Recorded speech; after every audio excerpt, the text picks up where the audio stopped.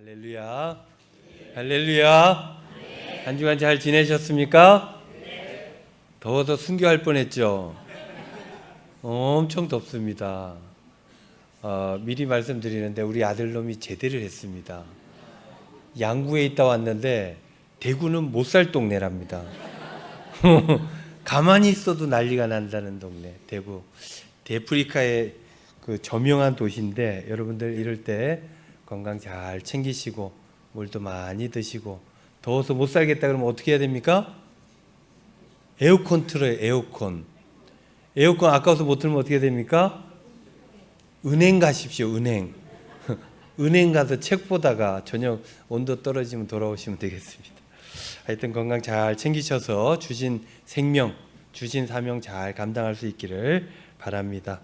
오늘 말씀은 예수님의 산상설교의 한 부분의 말씀이죠. 예수님 설교가 여러 군데 있어요. 그 중에서 가장 유명한 설교 중 하나가 이 산상설교예요. On the mountain, 산 위에서 설교했다 그래서 산상설교예요. 이 산상설교가 얼마나 유명한지 이름을 다르게 부르기도 합니다. 산상수훈이라고도 해요. 산상수훈, 그 가르침이 얼마나 대단한지 정중하고 높게 표현해야 된다 해서 수훈이라는 말을 붙여서 산상수훈이라고 그래요. 이 산상수훈, 산상설교, 이것은 마태복음 5장에서 7장까지 그렇게 나와 있는 내용이에요. 그 내용이 무엇이냐? 백성들이 가져야 될 삶의 태도, 하나님의 백성들, 하나님 나라 백성들은 이렇게 살아야 돼라고 예수님께서 설교하신 내용이에요. 그래서 나는 하나님의 백성이지 라고 자의식이 있는 사람들, 나는 하나님의 백성이야, 하나님 나라 백성으로 살아가야 돼 라고 스스로 생각하는 사람들은 이 말씀을 꼭 봐야 됩니다. 그리고 이 말씀을 마음에 탁 담고 평생 살아가야 된다라는 거예요. 그래서 오늘 여러분들 산상수훈 오늘 한번 쭉 읽어보시길 바래요. 5, 6, 7 3장밖에 안 돼요. 그래서 오늘 식사하시고 집에 돌아가시든지 아니면 예배 드리기 전에 꼭 이 자리에서 한번 읽어보세요. 쉽게 읽을 수 있어요. 왜냐? 너무나 많이 들었던 얘기가 다 이 안에 들어가 있어요. 내용이 무엇이냐? 오늘 우리 그 권사님 기도해 주셨잖아요. 팔복이, 가난한 자는 복이 있나, 이거부터 시작했던 이 팔복이 이 산상수훈 안에 들어가 있죠. 그리고 빛과 소금, 이건 굉장히 유명한 말이잖아요. 교회 다니든 안 다니든 이 빛과 소금은 모르는 사람이 없잖아요.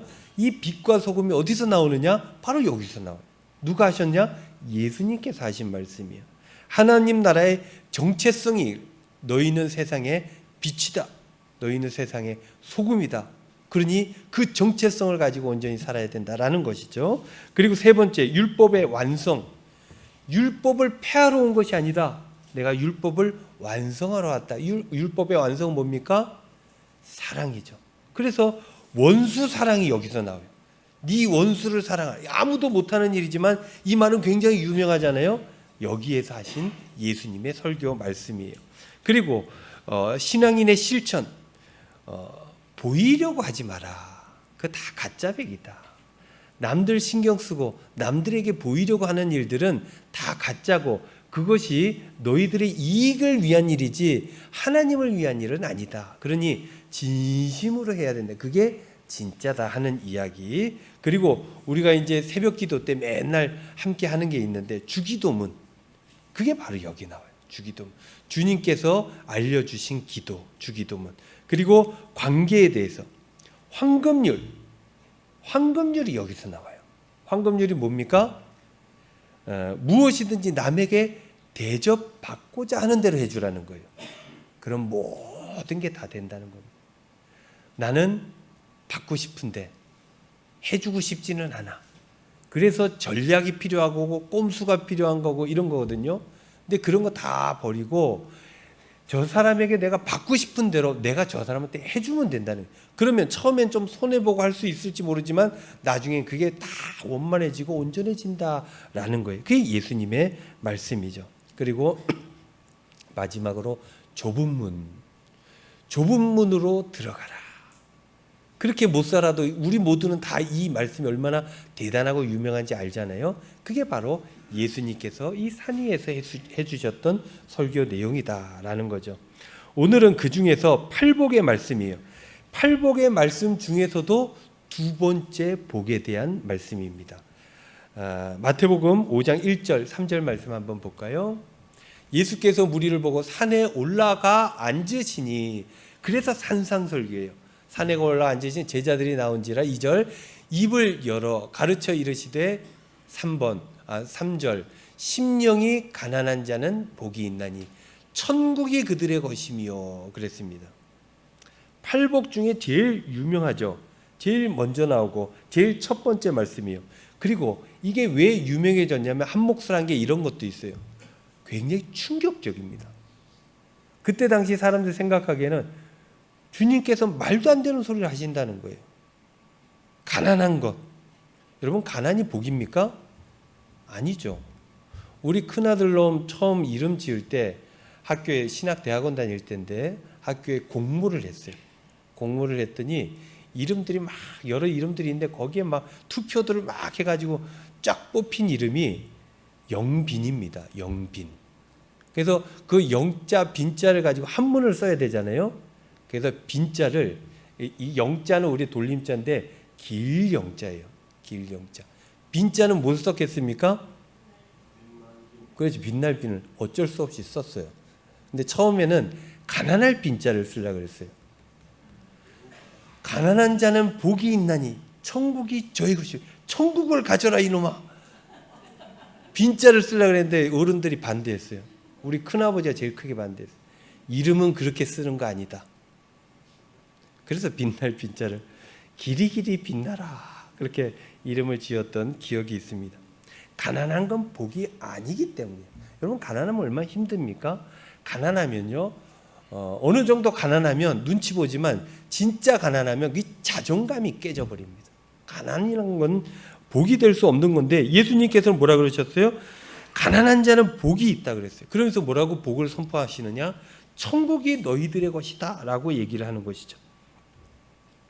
그 충격이 다 가시기도 전에 예수님께서 연이어하신 말씀이 또 뭐예요? 4절 말씀 같이 읽습니다. 애통 시작. 애통하는 자는 복이 있나니 그들이 위로를 받을 것이며. 애통하는 자는 복이 있다 그랬어요. 여러분, 애통하는 것 복됩니까? 제가요 여기가 다 아파본 경험이 있습니다.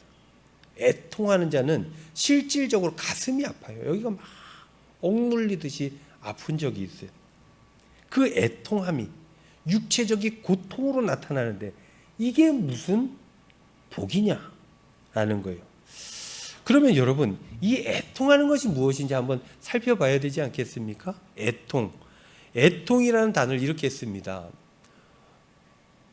자, 자막. 애통.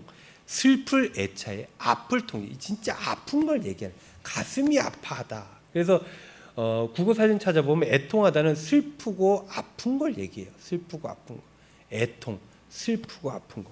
근데 이 애통하다는 말을 언제 쓰냐면 사별할 때 가장 가까운 사람, 가장 사랑하는 사람이 죽음으로, 나도 어찌할 수 없는 상황이잖아요.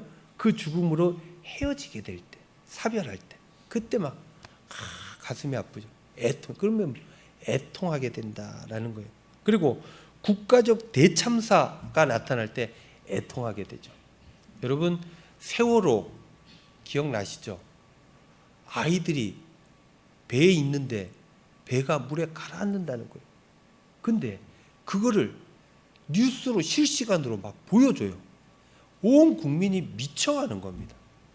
내 새끼들이 죽어가고 있는 거예요. 근데 그 안에서 뭘 하지도 못하고 이 국민들이 그 뉴스를 보면서 막 이게 미쳐가는 거예요. 이게 애통이라는 거예요. 애통하는 거. 세월호 가지고 막 비난하고 그 행사 가지고 뭐라 그러고 그런 정치인들이 있는데 정말 나쁜 사람들입니다. 자식을 잃어버린 부모의 심정 앞에 어찌 그럴 수 있나 싶은 생각이 들죠. 그리고 또 이태원 참사 때 제가 이제 용산에 살았잖아요. 거기 바로 동네입니다. 동네. 어떤 골목인지 알아요. 그리고 그 호텔에서 그 식사도 여러 번 했고 잘 알죠. 그리고 그 행사 너무 잘 알죠. 근데 그때 경찰이 없었어요. 아이들은 몰려대고 한 번 넘어진 막 밀리고 밀지 말라고 그러다 앞에서 넘어지니까 그 아이 앞에 또 넘어지고 왜냐 뒤에서 밀리니까 그 뉴스를 보면서 미쳐가는 거예요. 저거 빨리 어떻게 해줘야 되는데 근데 거기서 얼마나 많은 아이들이 죽었습니까? 이런 게 애통하는 거예요. 이런 애통, 이게 얼마나 고통스럽고 아픈 일인데 이게 어찌 복이 될 수 있는가? 예수님은 이 애통하는 자가 복이 있다고 왜 이렇게 말씀하셨는가? 헬라어 원어를 찾아보면요, 펜테오라는 단어를 썼어요. 펜테오. 이 펜테오라는 단어는 가장 아플 때, 가장 힘들 때, 가장 슬플 때, 이때 애통이라는 단어를 썼다는 거예요. 성경에서 이 단어가 어디에서 어떻게 쓰여지나 살펴봤더니 크게 두 가지로 쓰여졌다라고 보여집니다. 첫 번째는 어떨 때 쓰여졌느냐? 삶의 고통과 애환에 대한 깊은 탄식이 있을 때 애통한다라는 표현, 펜테오라는 단어를 썼다는 거예요. 이런 거예요. 아까도 얘기했듯이 사랑하는 사람을 떠나보낼 때 이 빈마음, 이 안타까움, 이 고통, 이로 말할 수가 없잖아요. 그리고 삶의 자리에서 아무리 노력해도, 잘하려고 애쓰고 노력해도 안 될 때가 있잖아요. 이것만큼은 하나님 꼭 돼야 되겠습니다. 간절히 기도하고 열심과 최선을 다함에도 불구하고 풀리지 않는 그 문제가 있을 때, 그 문제로 인하여서 고단함이 쌓였을 때, 이때 애통한다는 거예요. 그 고단함. 그리고 세 번째로 질병, 경제적 어려움, 이런 것들을 느끼는 무력함. 아픈데 빨리 나았으면 좋겠잖아요. 빨리 건강하게 교회도 가고 움직이고 사람도 만나고 하고 싶은 것도 하고 내가 사역도 하고 남들 돕기도 하고 이랬으면 좋겠는데 몸이 연약해서 못할 때가 있잖아요. 못할 때가. 아무리 애써도 병이 나아지지가 않을 때. 경제적인 것도 마찬가지입니다. 조금 부유해서 하나님 뜻대로 열심히 하고 싶은데 아무리 일하고 아무리 열심히 애쓰고 노력해도 삶이 피곤하고 내 자녀들은 힘들게 자라고 이럴 때 느끼는 무력감, 이 무력감, 고단함, 아픔 이런 것들이 인생에 쌓일 때 애통함이 나온다는 거예요. 어찌 해야 되느냐. 모든 것이 다 내 마음대로 안 되는 상황이죠. 잘하고 싶으나 안 될 때. 여러분 죽은 이를 살려낼 수가 없지 않습니까? 나의 한계로 인해서 풀리지 못하는 문제, 그거를 내 힘으로 어떻게 못하지 않습니까? 그래서 어쩔 수 없이 지고 가야만 할 때, 그렇게 고단한 인생을 계속 살아가서 나약함을 느낄 수밖에 없을 때, 그리고 병 때문에 하나님 낫게 해주십시오. 그래도 안 될 때, 경제적인 어려움으로 자꾸만 쪼그라들 때, 자존감을 지키고 살아야 하지만 이런 문제가 생기게 되면 많이 힘들죠. 이럴 때 어떤다? 애통한다는 거예요. 이런 상황을 애통한다는 거예요. 우리도 이러할 때가 얼마나 많이 있습니까? 말을 다 안 해서 그렇지. 여기가 다 생각만 하면 여기가 다 아파오는 그런 아픈 일들이 우리에게도 다 있다라는 거예요. 이럴 때 애통, 펜테오라는 단어를 썼다라는 거예요. 두 번째, 어떨 때 또 쓰는가? 자신의 죄와 영적 파산을 깨닫는 통회를 할 때 여기가 다 아파온다는 거예요. 육체적인 삶의 자리에서 어찌할 수 없어서 가슴 치는 상황도 있지만 영적인 삶의 자리도 똑같다는 거예요. 내가 꽤 괜찮은 사람이라고 생각하잖아요. 나는 이 정도면 신앙인으로서 온전하다고 생각하고 살아가잖아요. 남들보다 좀 낫다라고 생각하고 살아가지 않습니까? 그랬는데 어떤 상황에 맞닥뜨리게 되면서 내가 가장 경멸했던 사람, 내가 가장 경멸하게 생각하는 그 상황들을 내가 스스로 하고 있을 때, 또 그런 행동을 했을 때, 내가 그런 말을 했을 때, 이때 그걸 자각하는 순간 스스로 무너지게 되죠. 이만하면 신앙생활 잘했다고 자부하고 사람들도 그렇게 봐줬는데 어떤 상황에서 나밖에 모르는, 자기밖에 모르는 죄인의 모습을 내 스스로 발견했을 때, 그렇게 또 사람들에게 보여줬을 때, 그때 무너지게 되고 여기가 확 아파온다는 거예요. 하나님, 이거밖에 내가 안 되는 삶이었습니다. 막 아파, 애통한다. 제 힘으로는 하나님 해결할 수가 없습니다. 이것밖에 안 되는데 어떡합니까? 제 안에 아무런 선한 것이 없음을 내가 이 순간을 통해 깨닫게 되었습니다. 어떻게 해야 됩니까? 라고 가슴을 치게 될 때가 우리에게 있다는 거예요. 그럴 때 애통이라는, 펜테오라는 단어를 썼다는 것입니다. 어쩔 수 없이 자신의 연약함과 죄악 때문에 하나님 앞에 나아갈 수밖에 없을 때 그렇게 애통하며 아파하게 되는 경험들이 우리 모두에게 있다는 거예요. 이러한 사람들에게 우리 주님께서 말씀하시는 거예요. 당시에 예수님을 따랐던 갈릴리 지방의 사람들, 부유하고 많이 배우고 잘 사는 사람들이었습니까? 그렇지 않아요. 우리나라 일제 치하 때 생각해 보십시오. 몇몇 친일파를 빼고는 모든 사람들이 그 마음도 육신도 저 바닥에 살았다라는 거예요. 온전하게 살기 위해서는 목숨을 담보해야 되는 그 시절이 우리에게도 있었다라는 거예요. 당시 그 나라가 그랬어요. 갈릴레아 그쪽 지방은 수산물도 꽤 있고 꽤나 잘 살 수 있는 지역이었어요. 그런 지역은 더 많이 수탈당합니다. 더 많이 빼앗기고, 그래서 더 많이 못 살게 되는 거예요. 이런 사람들에게 하나님 나라가 필요하죠. 많이 배우고 많이 가지고 많이 누리는 사람들은 새로운 나라가 필요가 없어요. 왜냐? 그냥 그대로, 그냥 이대로 살자. 우리나라 그 경제적으로 어려울 때 IMF 시절에 잘 사는 몇몇 사람들은 그랬다잖아요. 술잔을 부딪히면서 이대로 그렇게 했다는 거예요. 이대로. 더 좋다는 거예요. 더 싼 값의 물건들이 얼마나 많이 나옵니까? 야, 더 많은 걸 누릴 수 있겠다. 이대로. 많은 사람들은 금모으기 하고 막 아파하고 실직되고 눈물 흘리고 다시 막 재도전하고 창업하고 별별 일을 다 하고 있는 그때 잘 사는 사람들은 이대로. 갈릴리 사람들은 이대로를 못하는 사람들이었어요. 왜냐? 없으니까, 모자라니까. 새로운 세상이 그들에게 필요했던 거예요. 지금 부족한 사람들, 지금 연약한 사람들, 지금 아픈 사람들, 지금 이렇게 가슴을 치며 애통하는 사람들이었어요. 그래서 하나님의 도우심이 지금 필요한 사람들, 그런 사람들이었다는 거예요. 그런 사람들, 예수님은 따르는 그 사람들에게 선포했던 거예요. 애통하는 자는 복이 있다. 이제부터 애통해서 복 받아라가 아니라 지금 너희들이 애통하고 있으니까, 지금 힘들고 어려우니까 생각해봐라. 여기서부터는 하나님의 나라가 이루어지기가 쉽다는 거예요. 하나님께서 너희들과 가까워지고 함께 하시고 이끌어 주시는 역사가 일어나기 쉽다는 거예요. 그러니 너희들은 모든 것들을 가진 사람이 되고, 그러니 너희들은 복 받은 사람이 되는 것이다. 예수님 뭐라 그랬어요?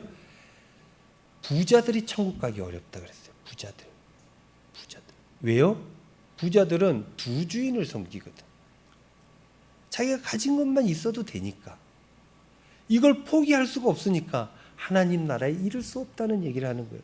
그러나 너희들은 지금 애통하고 있으니까 너희 옆에 하나님 나라가 있다. 그러니 얼마나 복받은 것이냐라고 하늘의 권위를 가지고 우리 주님께서 선포하신 말씀이에요. 애통하는 자는 복이 있다. 너희들이 위로를 얻을 것이다 라는 거예요. 그렇다면 여기서 위로는 어떤 말씀일까? 위로. 원문에는 파라칼레오라는 단어를 썼어요. 위로. 파라칼레오. 파라칼레오 그러면 처음 들어보는 단어인데 왠지 몇 번 들어본 것 같은 친숙함이 있을 거예요. 왜 그러냐면 우리가 잘 알지는 못하겠죠. 그러나 많이 들은 단어 중에 하나가 파라클레토스라는 단어가 있어요. 파라클레토스. 파라칼레오는 뭐냐면 오늘 본문에 나오는 위로라는 단어고, 파라클레토스는 뭐냐면 성령의 다른 이름, 보혜사라는 뜻이 파라클레토스예요. 파라클레토스. 파라클레토스, 요즘 보혜사로 번역을 해놨는데 보혜사는 우리가 쓰지 않는 말이잖아요. 이거를 직역해 보면 이런 말이에요. 변호사. 그러니까 나를 대신 변호해주고, 내가 이렇게 저렇게 할 수 없으니 나 대신 변호해주고 나의 권익을 지켜주고 나를 위로하고 보호해주는 사람, 이 변호사를 뜻한다라는 거예요. 그리고 옹호해주는 사람을 뜻해요. 그리고 위로해주는 사람을 뜻하는 겁니다. 보혜사, 파라클레토스, 이것을 직역하면 어떤 뜻이 되냐면 곁에 부름받은 사람이란 뜻이에요. 곁에. 보혜사는 내 옆에 있다는 거예요. 성령 하나님은 나와 함께 한다는 뜻이에요. 나와 함께 부르심을 받, 하나님께서 보내주신, 우리 주님께서 그랬죠. 보혜사 성령께서 오시면 너희들이 권능을 받고 예루살렘과 땅끝까지 복음을 전한다. 능력을 받는다 그랬어요. 그 능력을, 새로운 힘을 얻게 되는 거는 옆에서 누군가 격려해 주는 거예요. 괜찮다고 얘기해 주는 거예요. 상황 인식을 올바르게 하게 하는 거예요. 그래서 새로운 목적을 가지고 나아갈 수 있게 해주는 거예요. 그게 보혜사 성령의 역할이에요. 곁에 부름받은 자. 그리고 이 파라클레토스하고 파라칼레오는 어근이 같은 말이에요.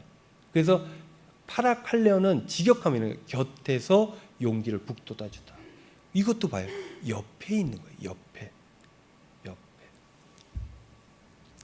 제가 이제 병원에 신방 가면은 그런 기도를 한 번씩 합니다. 우리 주님께서 누구누구 권사님, 누구누구 집사님 옆에 함께 해달라고. 이 병상에 같이 두어달라고. 여러분, 힘들 때는 혼자 그 고통을 감수할 수밖에 없어요.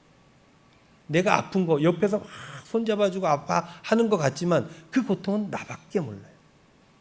그때 가장 고독함, 가장 외로울 때가 되는 거예요.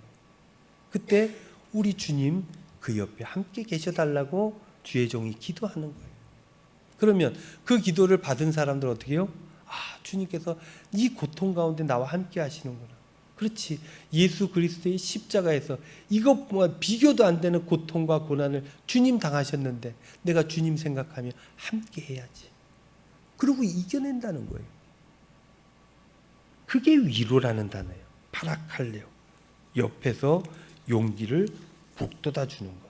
그러니까 애통하는 사람이 복이 있는 이유는 천지를 지으신 하나님께서 그 사람을 주목하기 시작했다는 거예요. 늘 성경은 얘기하잖아요. 가진 자들, 많이 있는 사람, 높이 있는 사람들 하나님 관심 있는 게 아니에요. 그건 관심 없습니다. 우리 주님 보십시오. 누굴 찾아다녀요? 갈릴리로 들어갔어요. 가난한 자들, 수탈 당하고 없이 사는 사람들.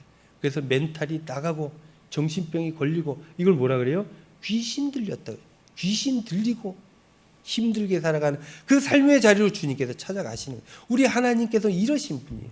그러니 내가 애통할 때, 가장 힘들고 어려울 때, 아파서 누군가에게 말도 못하고 있을 때, 그때 우리 주님께서 함께 하신다는 거예요.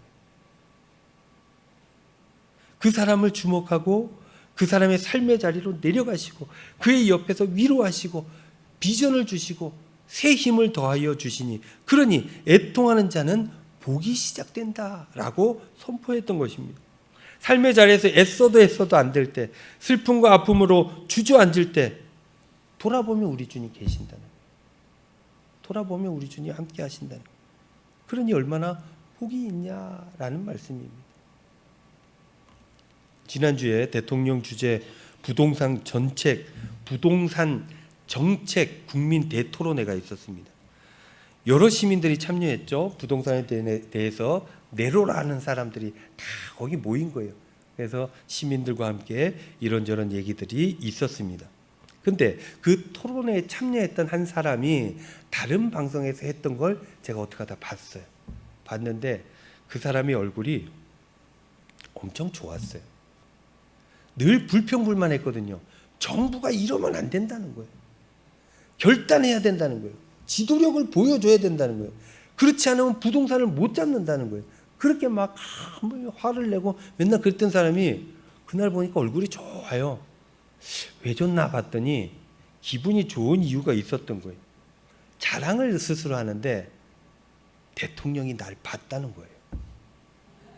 그렇게 대통령을 욕해놓고 그날 그 자리에 가서 대통령이 날 봤고 대통령이 나를 찾았다는 거예요. 그리고 대통령이 내 이름을 불러줬다는 거예요. 그래가지고 막 기쁨이 막 충만해요. 아주 정책 가지고 얘기해야 되는데 기분 좋아가지고 그날 아주 사람이 저럴 수 있구나 싶더라고요. 그도 그럴 게 국가 단위의 결정을 짓는 사람이 대통령 아닙니까? 우리가 좋아하든 싫어하든 사실 대단한 권력을 가진 사람이에요. 우리 보편적인 우리 같은 사람들은 대통령 하면 국가와 연결짓게 돼 있어요. 여러분 여기 이재명 대통령 엄청 싫어하는 사람 있잖아요. 여기 딱 와보십시오. 그럼 막대할 수 있습니까? 못해요. 국가를 대신하는 사람이기도 한 거예요. 그러니 그 사람의 입장에서 어떤 거예요? 국가가 내 이름을 불러준 거예요. 국가가 나에게 집중하고 조명하고 국가가 나와 함께 했다는 거예요. 이전에 막 분노하고 좌절하고 막 소리치고 했던 사람이 그렇게 기뻐하는 걸 처음 봤어요. 일국의 대통령도 그런 능력이 있는데 우리 하나님께서 애통하는 사람들 옆에서 지켜보고 함께한다. 이게 얼마나 대단한 일입니까? 우리가 자본이라고 하는 재산, 이 돈이라고 하는 것들을 기준으로 봤을 때는 그게 의미 없을 수도 있어요. 그러나 생명을 기준으로 봤을 때, 영원한 시간을 기준으로 해놓고 봤을 때 하나님께서 내게 주목한다는 것은 이거는 어마어마한 축복입니다. 우린 돈에 뒤집어 쓰여져 가지고 옳은 판단을 못해서 그렇지. 그 모든 돈도 다 하나님 것 아닙니까? 그 나를 위해서 마음 쓰고 계신다는 것을 알게 되면 그때부터 어떤 일이 벌어지겠어요? 기적과 같은 일이 벌어지게 된다라는 것입니다. 여러분 갈릴리에서 그 복음이 시작됐어요. 갈릴리에서 예루살렘을 변화시켰고요. 예루살렘에서 다시금 갈릴리로 사마리아 넘어가가지고 그리고 유럽으로 넘어가게 된 어마어마한 역사를 일으킨 거예요. 그것을 우리가 볼 수 있어야 된다. 그것은 주님께서 주목하시고 함께 하시기 때문에 그런 일들이 나타나게 됐다라는 거예요. 신방을 하다 보면 제가 툭 던지죠. 별일 없습니까? 그러면 울기부터 하는 사람들이 있어요. 말을 못해. 쭈물쭈물하다 울어요. 왜 울어요? 여기에 맺힌 게 많아서요. 이런 말 저런 말 하자니 말로 이걸 설명할 수가 없거든요. 그러니까 막 이거 팍 아파하면서 눈시울이 붉어지면서 눈물이 툭툭툭툭 떨어지는 것이죠. 그간 마음의 상처와 아픔 때문에 그걸 견뎌왔던 시간들이 주의 종 앞에서 한 걸음에 밀려 다가오는 거예요. 그러니 눈물이 흐를 수밖에 없죠. 그런 거예요. 우리네 삶은 다 그렇습니다. 아픔이 있고 슬픔이 있고 애통함이 있어요. 그런 세상에서 우리가 살아갑니다. 그렇다면 이때 어떻게 해야 되는가? 사람이라면 원래 그런 존재라는 걸 인정해야 되는 거예요. 나는 죄인이구나. 나는 연약하구나. 그러나 위로 하나님께서 옆에 계신다는 거 아니에요? 그럼에도 불구하고 하나님 나를 사랑하시는 거예요.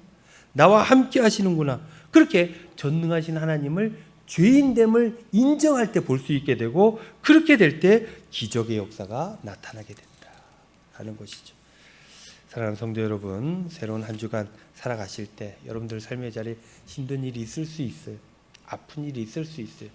그럴 때 그 문제에 파묻히기보다는 나와 함께 하시는 주님을 바라보시기를 바랍니다. 그리고 하나님께서 책임져 주시겠지. 그 믿음을 가지고 주님 손 붙들고 내가 할 수 있는 일들 감당하면서 한 걸음 한 걸음 나아가면 하나님께서 여러분들을 온전한 삶으로 이끌어 주실 줄로 믿습니다. 한 주간도 힘있게 살아가는 천국 백성들 다 되시기를 우리 주님의 이름으로 축원드립니다.